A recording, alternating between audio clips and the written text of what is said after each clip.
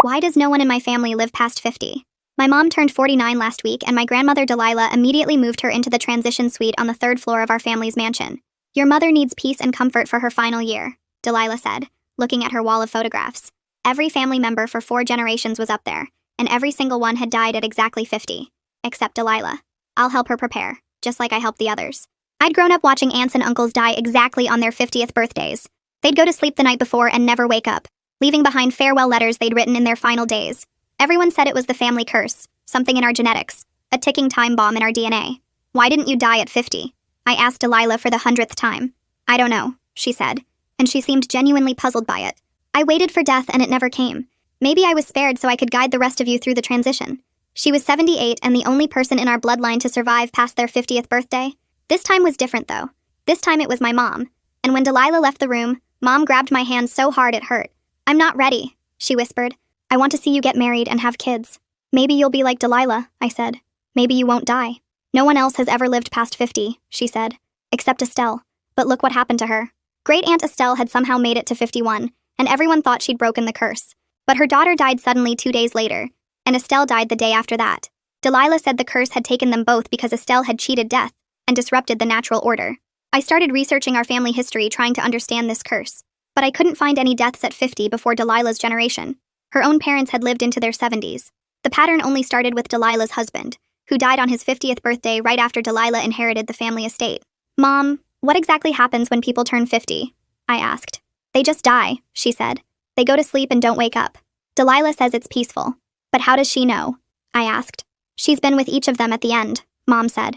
She's the only one strong enough to watch it happen. I snuck into Delilah's study one night to read the farewell letters she kept filed away. They were all in different handwriting, but something felt off. Every letter mentioned feeling drowsy in their final days. Every letter thanked Delilah for her comfort and care. While looking through old family records, I found something strange. My mom's sister Grace was listed as dying at 50, but the death certificate was weird. No cause of death, no hospital, just Delilah's signature as witness. I searched online and found a Grace Calgary living in Oregon, age 58. I called the number I found. Is this Grace Calgary? There was a long pause. Who's asking? I'm your niece, I said. Everyone thinks you're dead. Good, she said. Let them. How did you survive the curse? I begged. I left the night before my birthday, she said. Started getting sick a month before, exhausted and confused. It went away as soon as I left the house. Why didn't you tell anyone? I asked. I tried to warn Estelle, she said. Her daughter overheard and started asking questions. She was snooping in Delilah's room the day before she died. I went to check on Mom in the transition suite. She was getting thinner and paler every day, and Delilah had started giving her special herbal drinks to ease her transition. I'm so tired all the time, Mom said. But Delilah says that's normal. The body knows when its time is coming. While they were downstairs, I searched the transition suite and found a locked cabinet in the closet. Inside were medical supplies, syringes, vials of clear liquid, and a notebook tracking dosages for each family member. The latest entry was about my mom. Building tolerance. Increase gradually. I photographed everything and went to the police, but they said suspicious deaths from 50 years ago couldn't be investigated without bodies. They promised to look into it but needed more evidence. I tried to convince Mom to leave, but she was terrified. What if the curse follows me? What if it takes you instead like it took Estelle's daughter? Mom, I don't think it's a curse, I said. Then why does everyone die? She asked, and I didn't have an answer that wouldn't sound insane. I took a sample of Mom's herbal drink to get tested, but the lab said it would take weeks. Meanwhile, Mom was getting weaker, more accepting of her fate. She'd started writing her farewell letter with Delilah's help. 2 weeks before Mom's birthday, I broke into Delilah's bedroom while she was out. I found more photos dating back decades. Every person who died at 50 had the same glassy expression in their final photos. I found insurance documents. Delilah was the beneficiary for every family member who'd died. Millions of dollars over the decades. Then I found the most damning thing. A medical textbook on poisons and substances that mimic natural death. I heard footsteps on the stairs and quickly put everything back, but Delilah was already standing in the doorway. You're just like Estelle's daughter, she said, taking a syringe out of her pocket.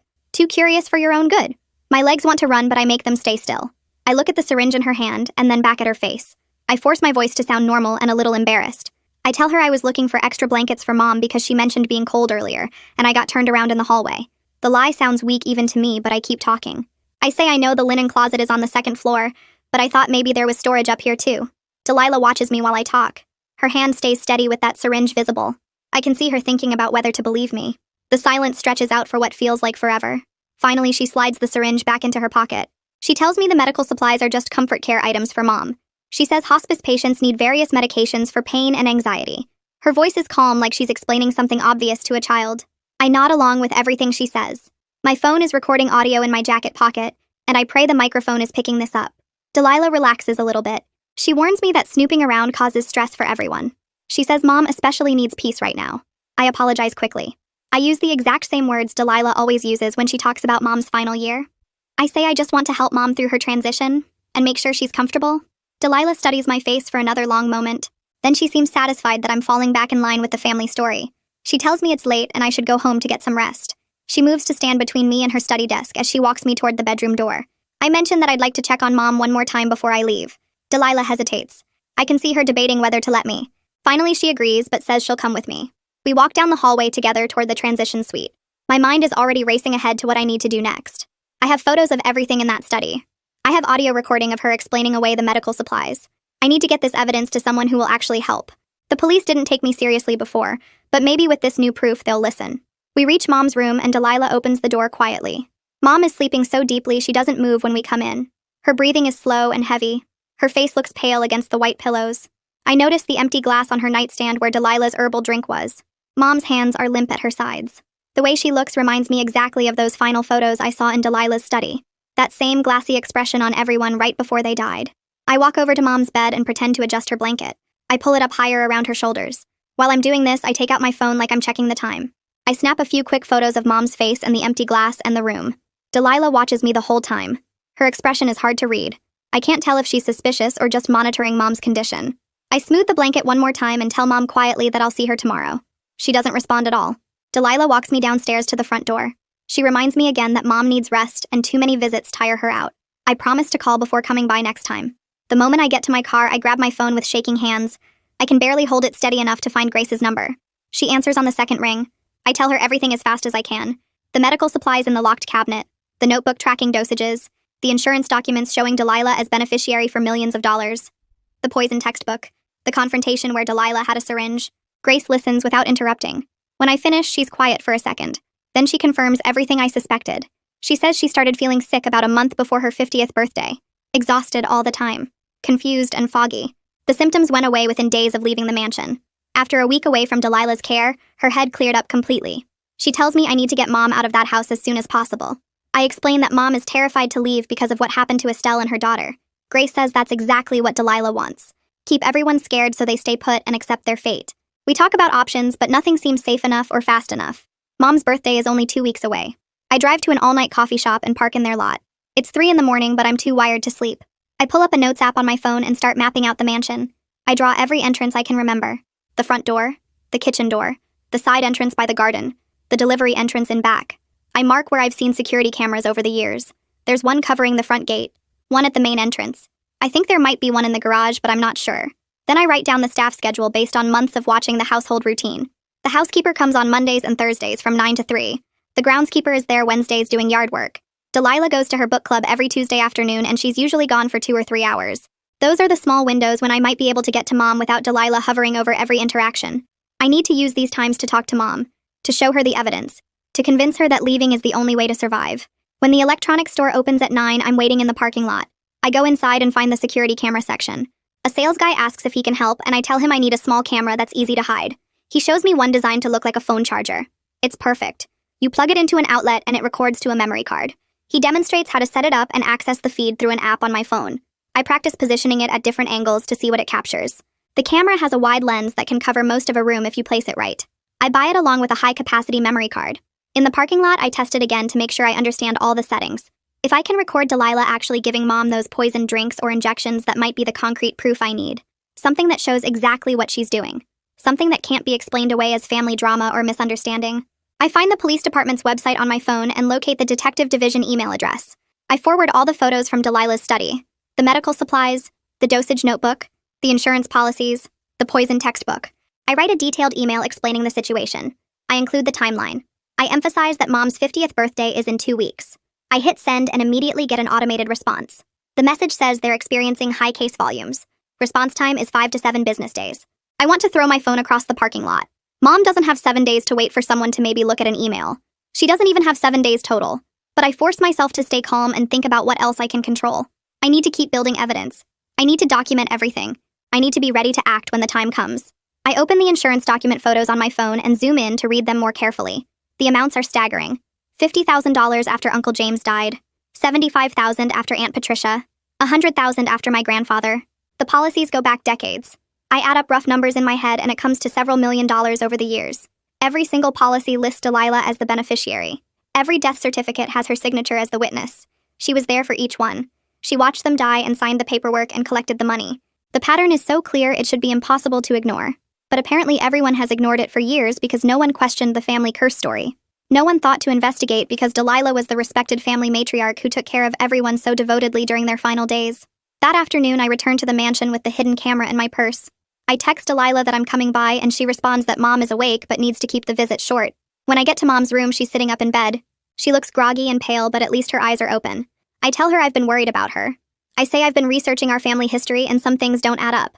I'm trying to gauge how much I can say without scaring her into telling Delilah everything. Mom squeezes my hand weakly. She says she's accepted her fate. She tells me that fighting the curse only makes things worse. She mentions Estelle and how trying to cheat death got both her and her daughter killed. I have to bite my tongue hard to keep from screaming. I want to tell her there is no curse. I want to show her all the evidence. But I know if I push too hard right now, she'll panic and tell Delilah and then I'll lose all access. So instead, I just hold her hand and tell her I love her. I promise her we'll figure this out together. She smiles sadly like she thinks I'm in denial about what's coming. Before I leave, I plug the hidden camera into an outlet near her nightstand. It looks exactly like a regular phone charger. Mom doesn't even glance at it. I leave Mom's room and walk quickly down the stairs, my legs shaking from the adrenaline of plugging in that camera right under Delilah's nose. I get to my car and sit in the driver's seat for a minute, hands gripping the steering wheel while I try to calm down enough to think clearly. I pull out my phone and search for private medical labs that do toxicology testing, scrolling through results until I find one that advertises fast turnaround times and 24-hour service. I dial the number and a woman answers on the second ring, her voice professional and slightly tired.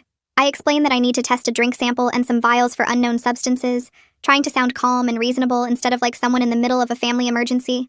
She starts asking questions about chain of custody and whether this is for legal purposes, and I realize this is way more complicated than just dropping off a sample at a lab. She tells me about proper collection procedures, storage requirements, and documentation that needs to be maintained if I want the results to be useful in any official capacity. I'm writing notes on the back of a receipt I found in my console, trying to keep up with all her instructions about sealed containers and temperature control and witness signatures. She says they can do a rush analysis, but it will cost extra. And when she quotes the price, I do quick math in my head and realize this will max out my credit card. I tell her that's fine and arrange to bring everything in tomorrow morning at 8, hanging up. And sitting in the dark parking lot feeling like I'm drowning in details and procedures when all I want is someone to just test the damn poison and tell me what Delilah is using to kill people. I drive to a coffee shop that's still open and order something I don't really want, then sit at a corner table with my laptop and start searching for information about elder abuse laws in our state. I spend over an hour reading through dry legal language about mandatory reporting requirements, discovering that healthcare workers are legally required to report suspected abuse to authorities. If I can get one of the nurses or aides who visit the house to actually see what's happening, they might be obligated to file a report that would carry more weight than my accusations as a family member. The problem is that Delilah carefully controls who has access to Mom and for how long, always hovering nearby and managing every interaction. I read about what constitutes evidence of abuse and what kind of documentation is needed, taking screenshots of relevant sections to reference later. I find the contact information for Adult Protective Services and stare at it for a while, knowing I need to call but also knowing it probably won't help fast enough. I dial the number anyway, and work my way through an automated phone tree that offers me options for reporting abuse, getting information about services, and speaking to a representative. I press buttons and wait through hold music until finally a real person picks up and asks how she can help me. I explain the situation as clearly as I can, telling her about Mom being kept in the transition suite, the medications with no proper prescriptions, the pattern of family deaths, and the evidence I've been gathering. The intake worker is polite, but I can hear the hesitation in her voice as she explains that they need to prioritize cases with immediate danger, and that family disputes over end-of-life care are complicated. She takes down my information and Mom's information, asking questions about Mom's mental capacity and whether there's an immediate threat to her safety. I tell her yes, there's an immediate threat because Mom's 50th birthday is in less than 2 weeks. But I can tell she thinks I'm overreacting or caught up in family drama. She says someone will follow up within a week to assess the situation, and I want to scream that Mom doesn't have a week to wait for someone to maybe schedule a visit. I thank her and hang up, adding this to my mental list of useless bureaucratic delays while Mom gets weaker every single day. I go back to the mansion that evening and let myself in with my key, heading straight up to the 3rd floor to check on Mom. When I get to her room, I notice immediately that there are new locks on the cabinet where Delilah keeps the medical supplies, small combination locks that weren't there this morning. Delilah is sitting in the chair by Mom's bed and she looks up when I enter, her expression pleasant but with something hard underneath. She tells me that Mom needs more rest now and that too many visitors are exhausting her, speaking in that calm, reasonable tone that makes me want to shake her until she admits what she's really doing. I ask if I can just sit with Mom for a little while, and Delilah checks her watch, then says I can stay for 20 minutes, but Mom shouldn't be disturbed or agitated. I sit on the edge of Mom's bed and take her hand, which feels cold and limp in mine. Mom's eyes are closed and her breathing is shallow, and she doesn't wake up even when I squeeze her fingers gently. Delilah watches me the whole time from her chair, and I'm hyper-aware of every move I make. When Delilah gets up to adjust Mom's blankets, I quickly reach over to the nightstand and make sure the phone charger camera is still plugged in and positioned correctly, my heart racing as I check that the angle captures the bed and the door. Delilah turns back around and I'm already pulling my hand away, pretending I was just moving Mom's water glass. She tells me my time is up and I should let Mom rest, walking me to the door like she's escorting me out. I leave feeling like I'm abandoning Mom in enemy territory, but at least now I have that camera recording everything that happens in that room. The next morning, I wake up early and stop at a drugstore to buy a bottle of electrolyte drink that looks almost identical to the herbal mixture Delilah has been giving Mom.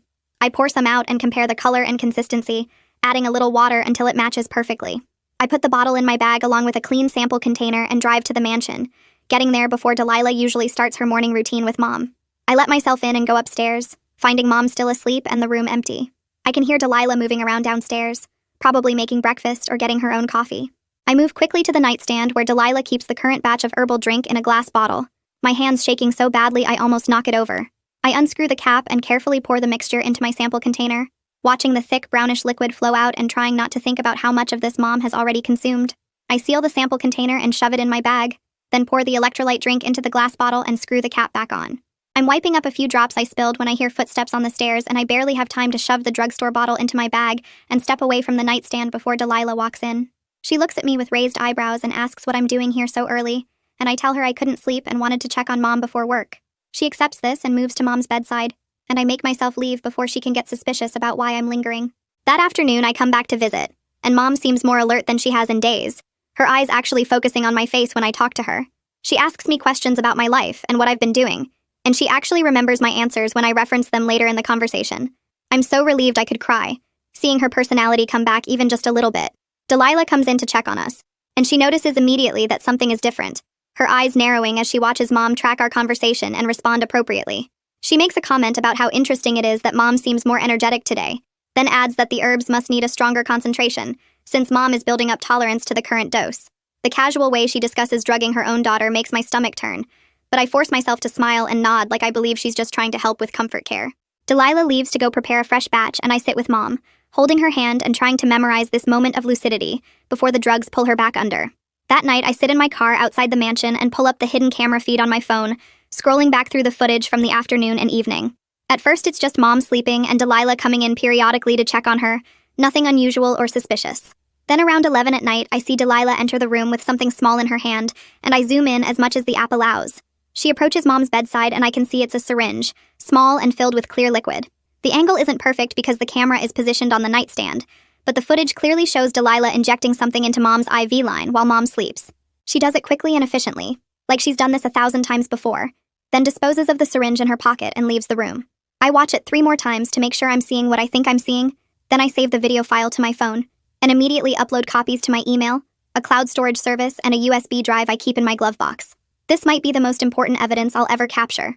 Proof that Delilah is actively administering substances to Mom without her knowledge or consent. The next morning, I have an appointment with a lawyer who specializes in elder law, someone I found through an online search of attorneys who handle guardianship cases. I bring my laptop with some of the photos and videos I've collected, and I explain the situation while he takes notes on a legal pad. I ask about emergency guardianship to get Mom away from Delilah, and he listens carefully, but his expression tells me this isn't going to be as simple as I hoped. He explains that guardianship cases are complex and slow, especially when the alleged abuser is also a family member with decades of caregiving history and no prior complaints. Courts are reluctant to remove someone from their home and primary caregiver without substantial evidence and due process, which can take months. He suggests I focus on getting law enforcement involved first, since criminal charges would give me more immediate options for protecting Mom through restraining orders or emergency removal. He gives me some paperwork about filing for guardianship anyway, just to start the process, but he's honest that it won't happen fast enough to help Mom before her birthday.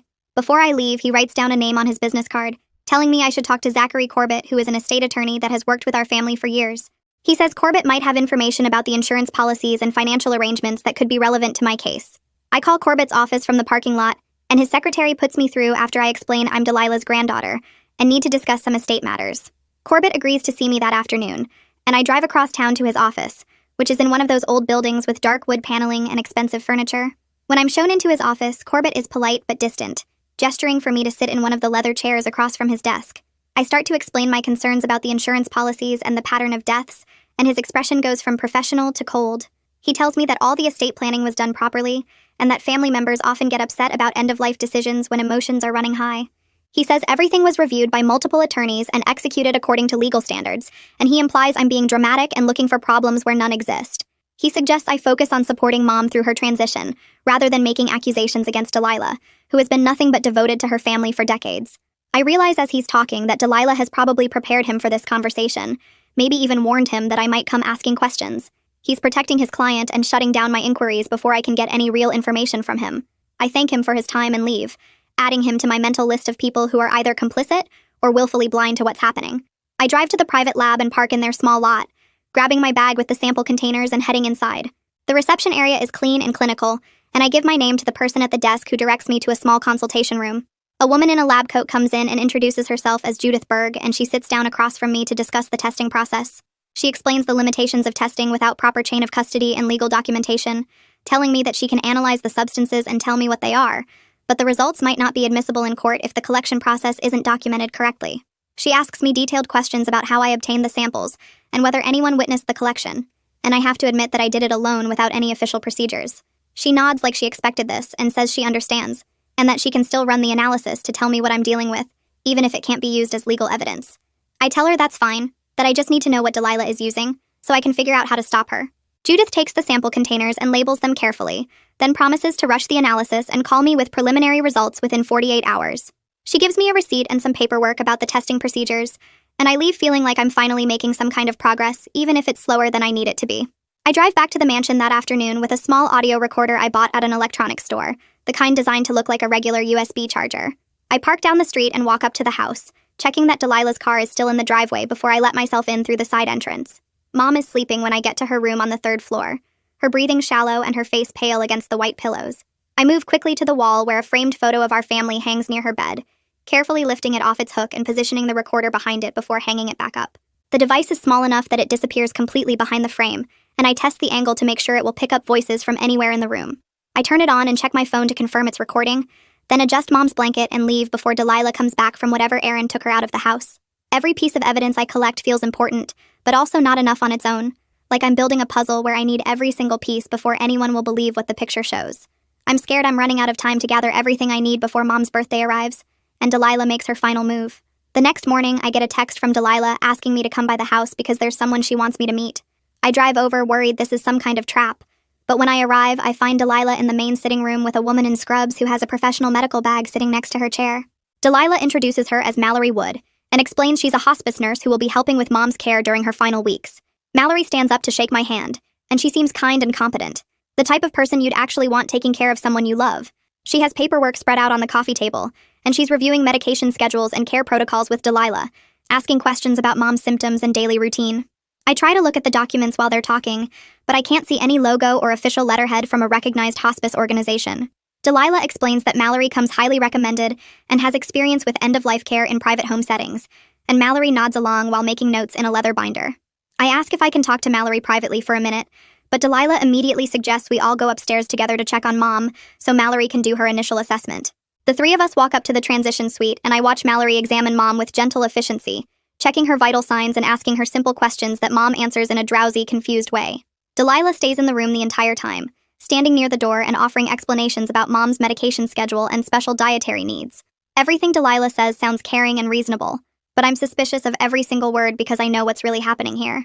I wait near the stairs after the assessment, hoping to catch Mallory alone, and I finally get my chance when Delilah goes downstairs to answer the doorbell. I follow Mallory into the hallway and ask her directly about the medications Mom is taking, and whether she's actually seen the prescriptions from a real doctor. Mallory stops walking and turns to face me, and I can see her thinking carefully about how to answer.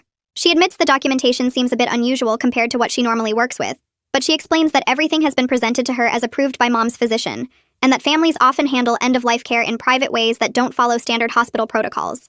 I watch her face while she talks, and I can see doubt in her eyes even as she defends the situation. like she's trying to convince herself as much as me. I want to tell her everything I've discovered, but I'm scared she'll just report back to Delilah. So instead, I ask if she'd be willing to review the actual medication vials and dosages to make sure they match what a doctor would prescribe.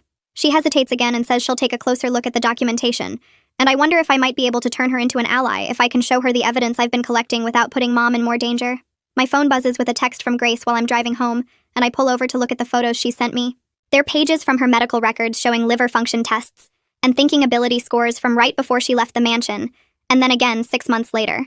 The difference is huge, with all her numbers improving after she got away from Delilah's care.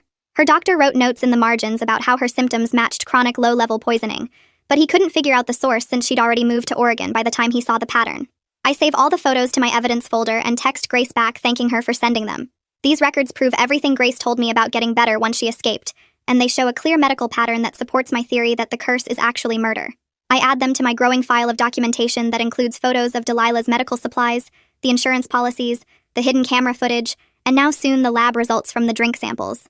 That night, I check the hidden camera feed from my apartment and watch footage of Delilah entering Mom's room around 8 in the evening. She sits down on the edge of Mom's bed and picks up the notebook where Mom has been writing her farewell letter, the one Delilah suggested she start working on weeks ago. I turn up the volume on my laptop and hear Delilah reading through what Mom has written so far, then suggesting specific phrases Mom should include. She tells Mom to write about being grateful for Delilah's guidance and to say she accepts her fate peacefully, actually dictating the exact words that will make Mom's death look expected and natural. Mom's voice is weak and confused as she agrees to add the phrases Delilah wants, and I watch her pick up her pen with shaking hands to write what Delilah is telling her to say. The whole thing makes me feel sick because Delilah is literally scripting the goodbye letter that will be used as evidence that Mom died willingly and without suspicion. I save the video file to 3 different locations knowing this footage shows the psychological control Delilah has over Mom, which is almost as bad as the physical poisoning because it's destroying Mom's ability to fight back or ask for help. My phone rings the next afternoon, and it's the woman from Adult Protective Services calling me back about the report I filed. She apologizes for the delay and says she's scheduled a home visit to evaluate Mom's situation, and I feel a quick moment of hope until she tells me the appointment is for next Tuesday. I do the math in my head and realize next Tuesday is 3 days after Mom's 50th birthday, which means it will be too late if Delilah follows her usual pattern. I try to explain the urgency and tell her about the birthday deadline, but she says she understands my concern and she'll try to move the visit up if there's a cancellation. She can't promise anything, though, because they have a huge caseload and they need to coordinate with other agencies before they can do an emergency intervention. I thank her for trying and hang up feeling like I'm screaming into a void, while everyone around me moves at the speed of paperwork and procedures. The system isn't designed to prevent murders that look like natural deaths, and by the time anyone official takes action, it will be too late to save Mom. Judith calls me 2 days later with preliminary results from the drink sample I brought to her lab. Her voice is careful and professional as she explains what they found, telling me the sample contained traces of medicines called benzodiazepines and other drugs that make people sleepy and confused. She says the amounts weren't high enough to kill someone right away, but would definitely cause drowsiness and mental fog over time if someone took them every day. The levels match exactly with Mom's symptoms of being tired all the time and having trouble thinking clearly. Judith explains she's running more detailed tests on the vials I brought in, but these initial findings already confirm that someone has been giving Mom drugs on purpose, using substances that wouldn't show up in a regular check after death. I thank her and ask her to rush the rest of the analysis, then I save her preliminary report to my evidence folder. This is scientific proof that Mom is being poisoned, not dying from some genetic curse, and it's exactly the kind of documentation I need to make people take this seriously. I go back to the mansion the next day to check on Mom and find Delilah waiting for me in the front hallway. She tells me Mom needs complete rest now and that my visits seem to make her upset and anxious. She says I can see Mom for a few minutes, but then I need to let her sleep because she's entering the final stage of her transition. I follow Delilah upstairs and notice Mallory standing in the hallway outside Mom's room looking uncomfortable. When Delilah goes into Mom's bathroom to get something, Mallory quietly asks me if I have concerns about the care plan they're following. Her voice is low and hesitant, like she's not sure she should be asking, but I can tell she's been thinking about our earlier conversation. I tell her I have serious concerns and that I've been gathering evidence about what's really happening here.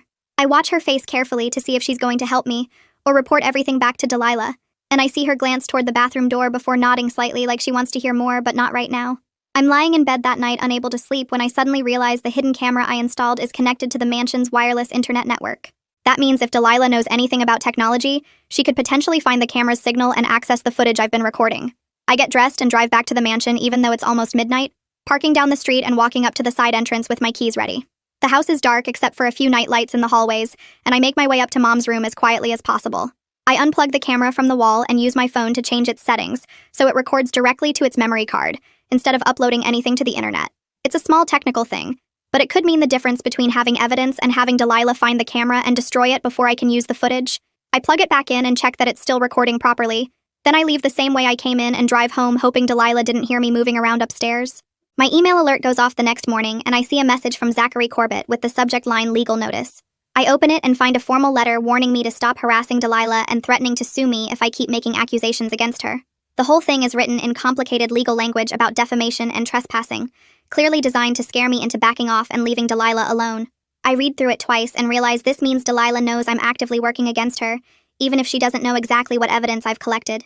I forward the email to the elder law attorney I talked to before and ask if this changes anything about my options for protecting Mom. He writes back within an hour saying it's a typical scare tactic that lawyers use to intimidate people, but that I should be careful about how I gather evidence going forward because Delilah is obviously preparing to fight back. I save his response and add Corbett's threatening letter to my evidence file, knowing it actually helps my case by showing Delilah is trying to silence anyone who questions what she's doing. My phone rings the next morning and I see Judith's number on the screen. She tells me the detailed analysis is complete and asks if I can come by the lab to go over the results in person, because there's a lot to explain. I drive over immediately, and she spreads out several pages of technical reports across her desk, pointing to highlighted sections as she walks me through what they found. The vials contain a mixture of benzodiazepines combined with other sedative drugs that work together to slow down breathing and heart function over time. She explains that someone taking these substances in gradually increasing doses would become drowsy and confused. Their body would get weaker, and eventually their respiratory system would just stop working while they slept. Requested Reds is on Spotify now. Check out link in the description or comments. The combination is designed to look like natural death, especially in someone around 50, who might be assumed to have underlying health problems that finally caught up with them. Judith traces her finger down the dosage calculations and shows me how the amounts in Mom's recent samples match exactly what would be needed to kill someone within weeks if the doses kept increasing on schedule. I feel sick listening to the technical details, but I'm also relieved because this is real proof that can't be dismissed as family drama or paranoid accusations. I thank Judith and ask her to send me copies of everything. Then I sit in my car in the parking lot trying to decide what to do next. I pull up the police department website on my phone and find the non-emergency number, expecting to get shuffled around or told to file an online report. The dispatcher answers and I ask to speak with a detective about a potential serial murder case, trying to sound calm and rational instead of like someone making wild accusations about their grandmother. She puts me on hold for what feels like forever, then transfers me to a detective named Fletcher Ridley, who picks up and asks me to explain the situation. I tell him everything starting with the family curse and working through all the evidence I've gathered, the insurance policies, the medical supplies, Grace's escape and recovery, the lab results showing poison in Mom's drinks. He listens without interrupting, and I keep expecting him to cut me off or tell me this sounds crazy, but instead he asks specific questions about timeline and documentation. He wants to know exactly how many days until Mom's birthday, whether I have the original samples or just lab reports, if there's video evidence of Delilah administering the substances. I answer each question and realize he's actually taking this seriously, treating it like a real investigation instead of a family dispute. He asks if I can meet him this evening to go over all the evidence in person, and I agree immediately, giving him the address of a coffee shop near my apartment. Detective Ridley shows up right on time, and I spread out everything I've collected on the table between us. Photos of the medical supplies and dosage notebooks, screenshots of the insurance documents, printouts of the lab reports, the video footage from the hidden camera showing Delilah with syringes. He goes through each piece carefully, asking questions about how I obtained things and whether anyone else has copies. He's honest about the challenges we're facing with this case, pointing out that most of the deaths happened years or even decades ago, that Delilah is a respected member of the community who's never been in trouble, and that some of my evidence might have problems with how it was collected. But he also says that what I've shown him is enough to justify opening an investigation, and he explains that the strongest case will require catching Delilah actually giving Mom the poison, with clear documentation of Mom's condition immediately afterward. He wants video that shows Delilah administering substances, then shows Mom becoming impaired within minutes, with timestamps that prove the sequence of events. I tell him about the hidden camera I already installed, and he nods, saying that's good, but we need better angles and backup recordings in case Delilah finds and destroys the first camera. He gives me his direct cell number and tells me to call him immediately if I see Delilah preparing to give Mom anything, especially as we get closer to her birthday. The next morning, I go to an electronics store and spend 20 minutes looking at different hidden cameras before settling on a small clock that looks completely normal. The sales guy shows me how it works, and I test it right there in the store, checking that the video quality is clear and that I can access the feed through an app on my phone. I buy it and sit in my car syncing it to my phone, making sure the timestamp displays correctly because Detective Ridley emphasized how important that detail would be. The clock needs to show the exact real time, so there's no question about when events happen. No way for Delilah's lawyers to argue that footage was edited or manipulated. I practice positioning the clock at different angles and checking how the room looks through the camera lens, wanting to make sure I can capture both the bed where Mom sleeps and the area where Delilah prepares medications. The whole setup takes almost an hour, but I need to get this right because it might be the difference between building a case that holds up in court and having everything dismissed as unreliable evidence. I visit Mom that afternoon and she looks worse than I've ever seen her. Her skin has this pale gray tone, and when she moves, it's like she's pushing through thick water, every gesture slow and effortful. She's awake but barely, and when she sees me, she reaches for my hand and holds on tight. She whispers that she's scared to fall asleep because she's not sure she'll wake up, and I can see real fear in her eyes even through the fog of whatever drugs Delilah has been giving her. I promise her that I won't let anything happen, that I'm working on getting her out of here and somewhere safe. I have to fight to keep my voice steady and not start crying because seeing Mom like this makes me want to grab her and run right now. But I know that won't work if Delilah can just report her as a confused elderly person being kidnapped by an unstable family member. I stay with Mom for an hour, talking to her about random things and trying to keep her alert, and when I leave, I'm more determined than ever to stop Delilah before it's too late. I'm walking past Mom's door later that evening when I hear voices inside and recognize Mallory talking to Delilah. Mallory is asking about the medication dosages, saying that the amounts seem higher than what standard protocols would recommend, and that she hasn't seen any documentation from a prescribing physician.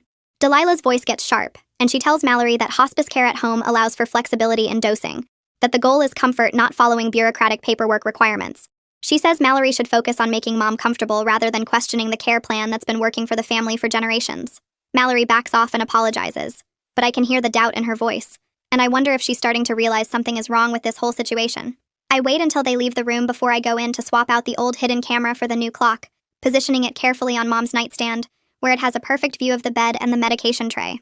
My email alert goes off the next morning and I see a message from Corbett with an attachment. I open it and find a scanned document showing a DNR order that Delilah has prepared for Mom, with signature lines and notary stamps already printed on the page. The email asks me to bring Mom downstairs tomorrow to sign it in front of witnesses, explaining that it's routine end-of-life planning to make sure Mom's wishes are documented. I read through the form and realize this is Delilah setting up legal cover for Mom's death, getting Mom to sign away her right to emergency medical treatment so that when she stops breathing, no one will try to save her. I forward the email immediately to Detective Ridley, and he calls me back within minutes, confirming that getting Mom to sign this document would make investigating her death much harder, because there would be legal documentation saying she chose not to receive life-saving care. I spend the rest of the morning searching online for doctors who do capacity assessments, looking for someone who specializes in elder care and understands issues around undue influence. I find a doctor whose website mentions experience with cases involving family pressure and financial exploitation, and I call his office explaining that I need someone to evaluate whether my mom is in a mental state to make legal decisions. The receptionist asks some questions and then puts me through to the doctor himself, and I tell him about Mom's condition and my concerns that she's being kept drugged and confused. He agrees to visit the house tomorrow afternoon to conduct a private evaluation of Mom's mental state and her ability to understand what she's signing. I give him the mansion address and he says he'll need at least 30 minutes alone with Mom to do a proper assessment, and that if he finds evidence of impairment, he can provide documentation that might be enough to block the DNR signing. The doctor calls me back 2 hours later sounding frustrated. He says he drove to the mansion but security turned him away at the gate, that someone told him there's a flu outbreak in the house and no visitors are allowed for health reasons. He tried to explain that he's a physician coming for a scheduled appointment, but they wouldn't let him through and he can't force his way onto private property. He says he can reschedule for next week if the situation changes, but that without cooperation from whoever controls access to the house, there's not much he can do. I thank him and hang up feeling like I just hit another wall, and I realize Delilah somehow found out about the appointment and actively blocked it. She's aware that I'm working against her now, even if she doesn't know exactly what evidence I've collected, and she's taking steps to prevent any outside professionals from seeing Mom or documenting her condition. Judith calls me that same afternoon and says she rushed the final analysis on the hair sample I brought her weeks ago. The results show that Mom has been exposed to the same sedative compounds over a period of at least 6 weeks, with levels that gradually increased over time. The pattern matches exactly what you'd expect if someone was building up doses slowly to establish tolerance before giving a final lethal amount. Judith explains that she's written up a preliminary report with careful language about chain of custody limitations since I collected the samples myself. But the scientific findings are clear and detailed enough that Detective Ridley says they'll support getting a warrant if we can capture one more piece of direct evidence showing Delilah actually administering the poison. I spent the next morning at a medical supply store looking for something that could help me track Mom's location if things went wrong. The clerk showed me a small GPS device made for elderly patients with memory problems, about the size of a quarter, and designed to fit in a pocket without being noticed. I bought it along with a sewing kit and tested the alerts on my phone in the parking lot, setting up a notification system that would ping me if Mom left the mansion property or if the device moved more than a mile from the house. Back at my apartment, I carefully sewed the tracker into the inner pocket of Mom's bathrobe, the one she wore every morning, making sure the stitching was invisible and the device sat flat against the fabric. It felt paranoid to be tracking my own mother like she was a flight risk. But Delilah controlled every aspect of access to the house, and I needed some way to know where Mom was if Delilah tried to move her, or if something happened that I didn't know about. I tested the geofence one more time before heading to the mansion, watching my phone light up with an alert as I drove past the property boundary. The clock camera I'd hidden on Mom's nightstand had been recording for 2 days straight, and I checked the footage every few hours from my phone, fast-forwarding through the boring parts where Mom slept, or Delilah sat reading. Then, at exactly 11 in the morning, I watched Delilah enter the room with a small syringe in her hand, clearly visible in the frame as she approached Mom's IV line. She injected something into the port, and I could see the exact moment on the timestamp. Then Mom's eyes got heavy within minutes, and her words became slow and confused as Delilah asked her questions about the farewell letter. The footage was perfect. Delilah's face was clear, the syringe was obvious, and Mom's declining state was documented with timestamps that matched up exactly. I called Detective Ridley immediately while saving 3 backup copies of the video file, and he watched it remotely through a secure link I sent him. He confirmed this was exactly the direct evidence he needed to move forward with getting a warrant, that seeing Delilah actually administering something to Mom while Mom was clearly impaired afterward would be enough for a judge to take seriously. Detective Ridley called me back an hour later with specific instructions about what to do next. He explained that the warrant process would take at least another day or two, even with the video evidence, and that in the meantime I should call 911 the next time I saw Delilah preparing to give Mom any medications or injections. Having paramedics document Mom's condition and the presence of substances in her system in real time would create an official medical record that couldn't be dismissed as family drama or disputed later in court. He walked me through exactly what to say to the dispatcher and how to make sure the paramedics understood this was a suspected poisoning case, not just a family disagreement about end-of-life care. I programmed 911 into my phone's emergency shortcut and spent the afternoon packing a bag with Mom's essentials in case we needed to leave the mansion quickly. I grabbed her medications, copies of her medical records, comfortable clothes, and her favorite photos, storing everything in my car trunk where it would be ready to go at a moment's notice. I arrived at the mansion that evening to find Delilah in Mom's room with Corbett sitting at the small desk, the DNR paperwork spread out in front of them. Mom was propped up in bed looking pale and confused, and Delilah was pointing to signature lines while Corbett prepared his notary stamp. I walked in with my phone already recording video and interrupted them, saying clearly that Mom wasn't in any state to make legal decisions and that I was documenting everything happening in this room. Delilah's face went cold and she told me to leave immediately, that this was none of my business and I was upsetting Mom during an important moment. But Corbett looked uncomfortable as he glanced at Mom's glazed expression and the way her hand shook when she tried to hold the pen. He suggested they reschedule the signing for a time when there was less family conflict, using careful lawyer language that gave him an out without directly accusing anyone of anything wrong. It was a small win, but I'd take it. Anything that delayed Mom signing away her right to emergency medical treatment bought us more time. Mallory found me in the hallway the next morning and pulled me into an empty room, closing the door before speaking in a low voice. She admitted she'd been reviewing the medication logs overnight, and something didn't add up about the dosages or the combinations Delilah had been giving Mom. The amounts were too high for standard comfort care. The drug combinations were unusual and potentially dangerous, and there was no proper prescription documentation from any actual doctor. She said she could lose her nursing license for participating in this even unknowingly, and that she was seriously considering reporting it to the state medical board. I told her about Detective Ridley and the investigation that was already underway, showing her some of the evidence I'd gathered, including the video of Delilah with the syringe. Mallory's face went pale as she watched the footage, and she agreed to keep Mom as alert as possible going forward, to water down any drinks Delilah prepared, and to call me immediately if Delilah tried to give any additional medications or injections. I photographed the new vials that arrived at the house later that day, delivered by a medical supply courier and signed for by Delilah. The lot numbers and pharmaceutical labels indicated these were stronger concentrations of the same sedative compounds Judith had found in the earlier samples. I watched Delilah show them to Mallory and explain this was the final comfort batch for Mom's last days, speaking about it like it was normal hospice care rather than murder supplies being delivered to kill her own daughter. The casual way she discussed it while I stood right there in the room made my skin crawl, but I focused on getting clear photos of every vial and documenting the labels and dosage information for Detective Ridley. Grace called me that afternoon to say she'd booked a flight and would arrive tomorrow, ready to help physically move Mom if we could create an opportunity to get her out of the mansion. Having another family member who understood what was really happening felt like reinforcement arriving, and Grace knew the mansion layout well enough from her own time living there to help plan an actual extraction if it came to that. We spent an hour on the phone talking through different scenarios. What if Delilah called the police and accused us of kidnapping? What if Mom refused to leave because she was too scared of the curse? What if we got Mom out but then faced legal charges for interference or elder abuse ourselves? We didn't have perfect answers, but at least we were thinking through the possibilities and making backup plans for each situation. Corbett's office sent me another cease and desist letter by email that evening, this time threatening to sue me personally for defamation and interference with estate administration. The letter demanded I stop making accusations against Delilah, stop disrupting Mom's end-of-life care, and stop harassing family members, with language carefully designed to make me sound like an unstable person causing problems rather than someone trying to prevent a murder. I forwarded the whole thing to Detective Ridley, who responded that it actually helped our case by showing Delilah was actively trying to silence me, but the legal threats still made me nervous about potential consequences. I filed for a temporary restraining order against Delilah the next morning, attaching the video evidence and lab reports to the court petition, along with a written statement detailing everything I'd discovered. The filing requested that Delilah be barred from administering any medications to Mom and from preventing Mom's contact with other family members, framing it as emergency protection from immediate harm. It was a long shot given that Delilah was Mom's primary caregiver, and we were all living in her house, but the elder law attorney I'd consulted helped me present it as a clear danger situation that required immediate court intervention. The court clerk called me back within hours to say a judge had reviewed the petition and was granting a brief hearing for tomorrow morning. She explained the judge would look at the evidence more carefully and hear from both sides before deciding whether to issue even a temporary order, but that the video footage and toxicology reports were compelling enough to warrant an emergency hearing.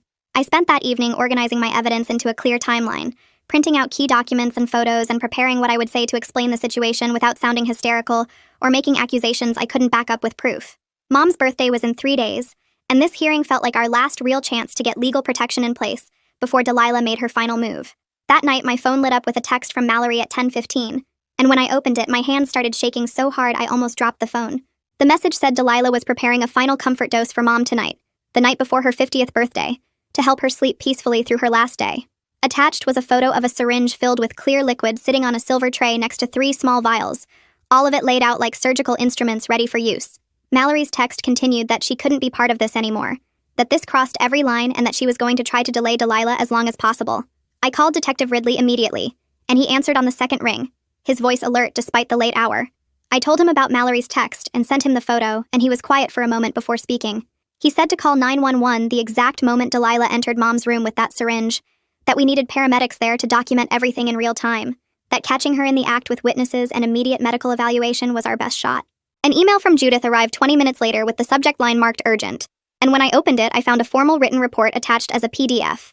The document was 12 pages long with technical language and charts, carefully noting the chain of custody limitations, but detailing exactly what substances were found in each sample I'd provided.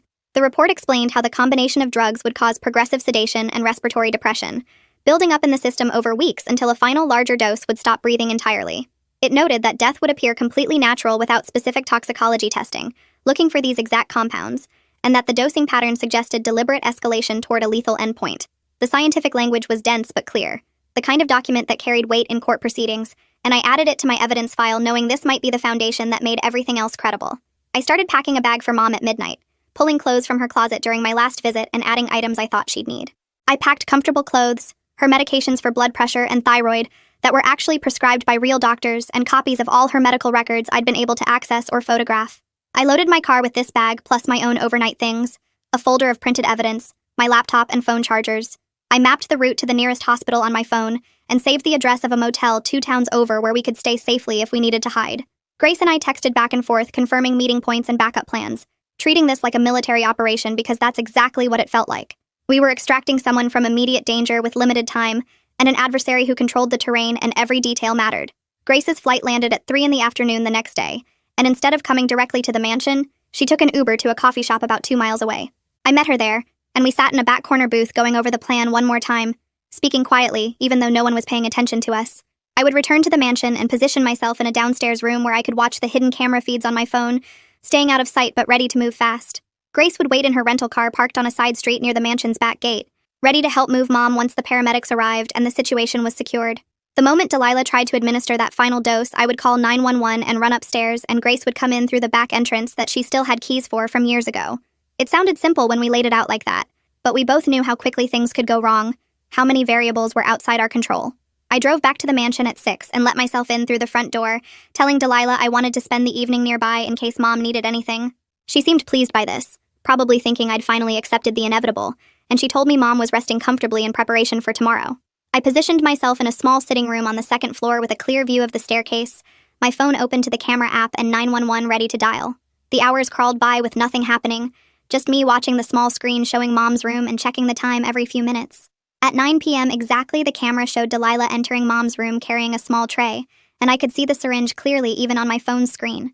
I dialed 911 while already moving toward the stairs, taking them 2 at a time as quietly as I could manage. The dispatcher answered, and I was reporting an attempted poisoning at our address, giving the specific room location, while I could hear Delilah's voice through the door telling Mom this would help her rest through the night. I burst into the room just as Delilah was reaching toward Mom's IV line with the syringe in her hand, and she froze completely when she saw me. Her face showed shock first, then her expression shifted to something cold and calculated as she realized what was happening, that I'd been watching and waiting for exactly this moment. I positioned myself between Delilah and Mom's bed, holding my phone up to record everything while the 911 dispatcher was still on the line asking questions. Delilah started backing toward the door while saying this was all a misunderstanding, that I was hysterical and didn't understand end-of-life care, that Mom had consented to comfort measures. Grace appeared in the doorway right then, slightly out of breath from running in through the back entrance, and her presence seemed to shake Delilah's composure even more. Mallory came running up the stairs from the first floor where she'd been waiting, and when she saw the syringe still in Delilah's hand and Mom's drowsy, confused state, she moved to the medication tray and gathered up all the vials. Mallory said these needed to be tested and documented properly, that she was securing them as evidence, and she held the vials against her chest like she was protecting something precious. The paramedics arrived within 8 minutes according to the timestamp on my phone recording, their radios crackling as they came up the stairs with equipment bags. Mallory handed over the vials immediately and started explaining Mom's symptoms and the medication schedule she'd been documenting, her voice professional despite obvious stress. She detailed the doses and timing and substances, noting that nothing matched standard hospice protocols and that there were no proper prescriptions. The paramedics assessed Mom and checked her vital signs, noting her altered mental state and the concerning medication history Mallory described. They determined she needed immediate hospital evaluation given the substances involved and her condition, and they started preparing her for transport. Mom was confused and kept asking what was happening, and I held her hand while they loaded her onto the stretcher, telling her she was going somewhere safe. I climbed into the ambulance with Mom while Grace stayed behind at the mansion, her job now to make sure Delilah didn't destroy any evidence and to let Detective Ridley into the house when he arrived. Detective Ridley met us at the hospital emergency entrance 40 minutes later, and I watched through the ambulance bay doors as he took possession of the vials and syringes that Mallory had secured. He photographed everything with his phone and a professional camera, documenting the chain of custody and labeling each item carefully. He told me he was heading back to the mansion to question Delilah but that he wasn't arresting her yet, that he wanted to wait for the hospital toxicology results and to execute a proper search warrant with everything documented correctly. I asked if she could just leave, and he said he'd made it very clear she was under investigation and shouldn't leave town, that trying to flee would only make things worse for her. The emergency room staff moved fast once we were inside, taking Mom to a treatment bay and starting blood draws immediately. They ran a full toxicology screen that would test for everything, not just common drugs, but the specific sedatives and compounds that Judith's report had identified. The ER doctor examined Mom and documented her confused state, her vital signs that showed respiratory depression, and the concerning medication history that Mallory had provided. She ordered intravenous fluids and monitoring, creating an official medical record that supported everything I'd been claiming for weeks. The test results came back 2 hours later, showing multiple sedatives in Mom's system at levels that were way too high for any legitimate medical treatment, exactly matching the substances from Judith's report. Mom was admitted for observation and treatment, moved to a regular hospital room with monitoring equipment and nurses checking on her every hour. For the first time in weeks, she was in a place where Delilah couldn't access her, where every medication was prescribed by real doctors and documented in official records. The restraining order hearing happened by video call from the hospital the next morning, with me appearing on a laptop the social worker brought to Mom's room. I presented all the evidence I'd gathered over the past weeks, playing the video clips and sharing the lab reports and hospital documentation. The judge reviewed everything carefully, asking questions about the timeline and the medical findings, clearly taking the situation seriously. She granted a temporary order barring Delilah from any contact with Mom and from entering the hospital or coming within 500 feet of Mom's room, the legal protection we desperately needed. It wasn't a criminal conviction, but it was official court recognition that Mom was in danger, and I could see the relief on Mom's face even through her continued confusion from the drugs still clearing her system. The next morning, Corbett's office called Detective Ridley and said they were withdrawing from representing Delilah. The paralegal who called explained that Corbett's firm takes elder abuse very seriously, and they had no knowledge of any criminal activity. She said they would provide copies of all estate documents and insurance policies to help with the investigation. Detective Ridley called me right after to say this was a big break because now he could access decades of financial records without fighting legal battles. He explained that Corbett was probably trying to protect himself and his firm from being connected to Delilah's crimes. The cooperation meant Ridley could trace every insurance payout and show the full pattern of how Delilah had been collecting money after each family death.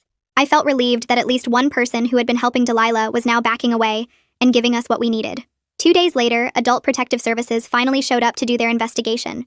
The investigator was a woman in her 50s who interviewed me first, then Grace, then Mallory, and finally the hospital staff who had been treating Mom. She took detailed notes and reviewed all the evidence I had gathered over the past weeks. She looked through the photos of the medical supplies, the lab reports, the hospital documentation, and the videos from the hidden cameras. After spending most of the day collecting information, she told me she was opening a formal case, She said the pattern of deaths in the family combined with the financial benefit Delilah received from each one was extremely concerning. She explained that APS would work with law enforcement to investigate whether other family members who died might have been victims of the same scheme. The investigator was professional and thorough, but I could see the shock on her face when she realized how many people had died and how long this had been going on. The same afternoon, Mallory met with Detective Ridley at the police station to give a written statement. She brought all the medication logs she had kept during her time working for Delilah. The statement detailed every unusual dosing instruction and every time Delilah had pressured her to keep quiet about problems with the documentation. Mallory admitted in the statement that she should have reported her concerns earlier, but that Delilah was scary to work for and she needed the job. She explained how the medication combinations were wrong and how the amounts were way too high for legitimate comfort care. Her statement matched everything I had been saying and added professional medical context that made the case much stronger. Ridley told me later that having a healthcare worker confirm the medication problems was huge for building the case. I knew that coming forward might cost Mallory her nursing career, but she did it anyway because it was the right thing to do. 3 days after Mom's birthday, Judith called with her final complete toxicology report. The report listed every substance found in all the samples I had collected and explained exactly how they worked together. She described how the specific combination would slowly stop someone from breathing normally and make their heart work less and less over time. The report said this particular mix of drugs would cause death that looked completely natural, unless someone specifically tested for these exact substances. It explained how someone would just seem to fall asleep and not wake up, which was exactly what had happened to every family member at 50. Judith had included scientific references and medical studies to back up her findings. Detective Ridley called me after receiving the report and said this was the scientific proof that turned family accusations into documented evidence of an actual murder method. He said the prosecutor now had everything needed to show that Delilah had been using a specific technique to kill people while making it look like natural death. The search warrant was executed on the mansion 3 days after Mom turned 50. Detective Ridley showed up early in the morning with a team of people from the police department and the crime lab. They had a judge's order to search the entire house and collect any evidence related to the deaths. I watched from my car parked down the street as they carried out boxes and boxes of stuff. They photographed everything in place before moving it. They took all the medical supplies from the transition suite and Mom's room. They collected the notebooks with dosage schedules that went back years and years. They found the medical textbooks with highlighted parts about poisons that don't show up in normal tests. They took files on every family member who had died with notes about their health and medication schedules. They even collected all the farewell letters that Delilah had kept like trophies. The search took most of the day, and by the time they were done, they had filled a police van with evidence. Delilah was arrested right there at the mansion and charged with attempted murder for what she tried to do to Mom. The detective told me the prosecutor was already looking at additional charges as they investigated all the historical deaths. Watching Delilah get put in handcuffs and taken away felt unreal after weeks of her being in complete control of everything. 2 days later, Delilah made bail. She used money from the estate to post bond and hired a whole team of expensive criminal defense lawyers. The local news picked up the story, but they only had basic information about an investigation into suspicious deaths in a prominent family. Extended family members I barely knew started calling and texting to ask what was happening. Some of them insisted Delilah would never hurt anyone and said I was making things up because I wanted Mom's inheritance. Others admitted they had always thought the curse story was weird and that something felt wrong about how everyone died. The family split into 2 groups, arguing on social media and in phone calls and text messages. People who believed Delilah was innocent started attacking me online and saying I was an ungrateful granddaughter trying to destroy a respected woman. People who believed me shared their own suspicions about family deaths they had witnessed. What should have been a clear case of justice turned into messy family drama playing out where everyone could see it. I stopped reading the messages and comments because they were making everything worse. Over the next week, Mom's condition got better as the drugs finally cleared out of her system. The hospital set her up with a doctor who works with older people who have been manipulated and abused. The psychiatrist spent hours talking with Mom about what Delilah had done to her over the past year. She explained that Mom had been given drugs that messed up her thinking and made it impossible for her to understand what was really happening. The psychiatrist said Delilah had used a mix of chemicals that affected Mom's brain and psychological pressure that made fighting back feel impossible. Mom cried when she realized how close she came to dying, and how completely Delilah had controlled what she thought and felt. She kept saying she couldn't believe her own mother had been planning to kill her for money.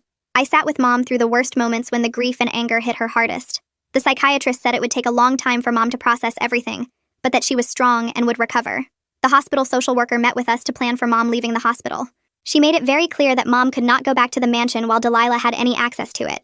We talked about different options for where Mom could stay and how to keep her safe long term. The social worker brought up the possibility of selling Mom's share of the estate to pay for her own place to live. Grace offered to let Mom come stay with her in Oregon, where she would be far away from Delilah and all the family drama. But Mom said she wanted to stay near me because I was the one who had saved her life, and she trusted me to keep her safe. We started looking at rental houses in town that had good security systems and no connection to Delilah or the family. The social worker helped us make a safety plan that included keeping the GPS tracker active and having regular check-ins with people who knew the situation. She also connected us with resources for victims of elder abuse and gave us information about support groups. Right in the middle of planning everything, Corbett sent an email saying the estate accounts were being frozen. The prosecutor was going after the money because it came from insurance fraud. This meant Mom couldn't access her inheritance to pay for a place to live or her medical bills. All the money that should have been hers was locked up in the legal case. We suddenly had no way to pay for anything. I maxed out my credit cards to cover the first month's rent on a small house we found and to pay the medical bills that insurance didn't cover. The house was tiny compared to the mansion, but it had good locks and a security system and was in a neighborhood where nobody knew our family. I knew we would figure out the money problems later, but right now keeping Mom safe had to come first. Grace sent some money to help and said she would keep helping as long as we needed it. The financial stress added another layer of worry on top of everything else we were dealing with. I started seeing a therapist to deal with everything that had happened over the past month. The fear of losing Mom, the investigation, watching Delilah every second, and realizing how close everything came to going wrong. The therapist helped me understand that being constantly alert and worried had been necessary to keep Mom alive, but that I needed to learn when it was okay to relax now. She said I was showing signs of trauma from the sustained stress and danger. We worked on ways to set limits and recognized that I couldn't control everything, even though I wanted to protect Mom from any possible threat. The therapist taught me breathing exercises for when the panic hit, and ways to tell the difference between real danger and my brain being stuck in high alert mode. I practiced noticing when I was being reasonably careful, versus when I was being so worried that it was making things harder. She reminded me that Mom was safe now, and that I had done everything right to save her, but that I also needed to take care of myself so I could keep helping Mom through her recovery. We found a small rental house 3 weeks after Mom left the hospital, and I spent 2 days installing deadbolts on every door and window locks that actually worked. The security company came out and set up cameras covering all the entrances, and I tested the GPS tracker in Mom's phone to make sure the geofence alerts were working properly. Grace flew in to help us move Mom's stuff from storage, and we set up her bedroom on the first floor so she wouldn't have to climb stairs while she was still getting her strength back. Mom was shaky those first few days, jumping at every sound and checking the locks multiple times before bed, but I noticed her hands were steadier when she made coffee in the mornings, and she started asking about going back to her book club. Grace came to visit every 3 weeks, and we set up a group chat where we checked in every morning with a simple thumbs-up emoji, just to confirm everyone was okay. The prosecutor called twice to update us on the case against Delilah, and said they were building charges related to multiple deaths, but that it would take months to go through all the evidence. 2 months after Mom's 50th birthday, we sat together at the kitchen table in our safe little house eating takeout, and Mom reached across to squeeze my hand. She said she was ready to actually start living now instead of just surviving. And I believed her because I could see the color back in her face, and the way she smiled when she talked about maybe getting a dog or taking a painting class. The curse that had hung over our family for decades turned out to be one woman's greed, and we were both alive and free from it. Well, there's the big finale nobody was waiting for. If you're still watching, I can't tell if you're loyal or just bored. Either way, I'm flattered. Go on, subscribe, and see how far this bad habit goes.